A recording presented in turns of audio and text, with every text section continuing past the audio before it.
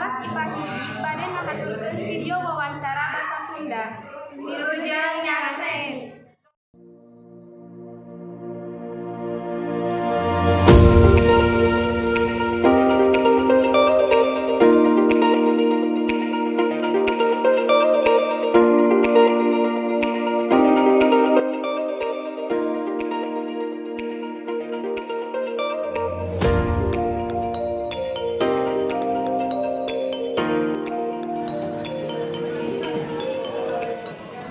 Kantin pojok tilu sodara nyaeta salah sahiji kantin anu aya di SMA Negeri Hiji Manonjaya.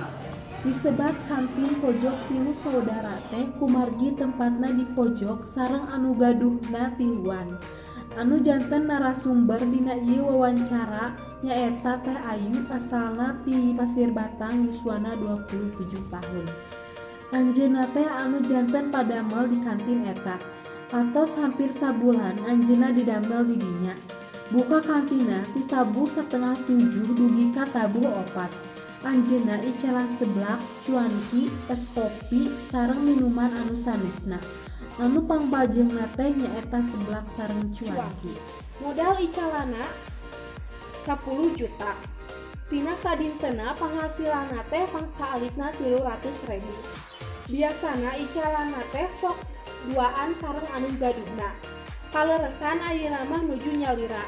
Anjeunna milih icalan di SMA Negeri Hiji Manonjaya sebab teu tebih ti bumina sareng anu meserna pasti aya. Jadi penghasilanna lumayan. Anjeunna oge osok icalan di bumina pami libur.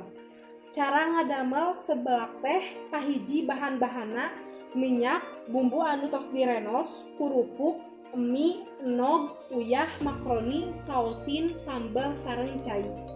Cara ngadamelna, pasak bumbu, uyah sareng sambal, teras lebetkeun cai, enog puyuh, kurupuk, mie, makroni, antosan dugi ka asak sareng lebetkeun saosina. Pami atos rengse dugi ka asak. Alihkeun seblak kana wadah anu atos disayogikeun.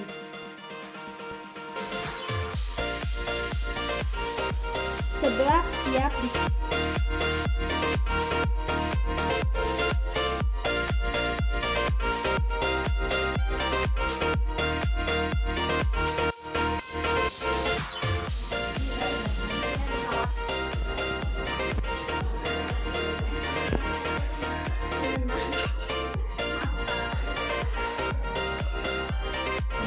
Sakitu anu kami hatur. Wassalamualaikum warahmatullahi wabarakatuh.